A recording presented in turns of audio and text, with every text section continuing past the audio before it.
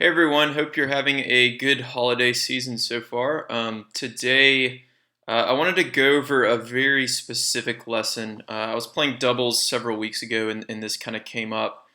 Somebody was asking about I formation, and uh, what the person said is that somebody on the other team had said that it's always best to serve down the tee when you're using I formation, and I actually disagreed with that, and I want to talk a little bit about why that is, and then kind of how I think about I formation when I'm using it. So to start out here, you can see on the screen we've got the serving team on the right, and we've got the I formation set up. Now, if the server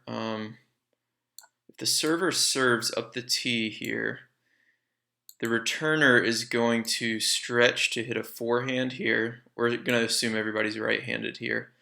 Um, so the first problem is you're serving to their forehand, which is their strength, right? Um, the second problem is that, and this is what I was arguing a little bit with this guy about, is that when the returner hits this forehand, they have a really good angle to hit cross court, and if it lands somewhere over here in the doubles alley, the server has to recover all the way over to here. And this really applies to Australian or I if the net player is going to the left. Um, so they have to run all the way outside the doubles alley to get to this ball. So that makes it a pretty tough shot. You're going to have to hit a pretty slow serve up the tee to buy yourself some time to get over there. And they're probably going to be stepping into the court potentially to hit this since it is a forehand, and especially if it's a slower serve. So it's a lot tougher shot here versus if we hit a wide serve here. Let's say we hit the wide serve.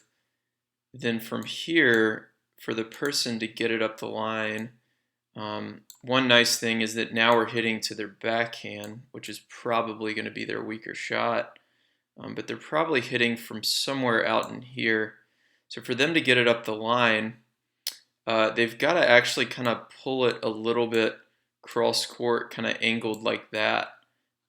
They can go for the doubles alley directly, but it's going to be a very low percentage shot, so they'll make less than 50%. So, if they're able to hit a winner off that, then that's really too good. But they're going to have to stretch over here, hit a backhand, and they're going to pull the backhand down the line, and it's going to kind of go cross court like this. So as the server, you don't have to go as far to cover this shot. So typically when I'm playing I formation or Australian and I'm staying to the left like this, I will call for my partner to hit a wide serve. A lot of the times it's going to be a kick serve out wide or maybe a slow slice out wide into the body backhand, something like that. And sometimes we'll do a flat serve wide as well. But doing a kick serve or a slice serve buys the person more time, and then going wide helps a little bit with that angle so that they can't really take you all the way across the court or all the way off the court as the server. And then if they are hitting a backhand and trying to kind of pull it back cross court into the court, sometimes they'll hit it a little slower and miss, and it'll do something like that.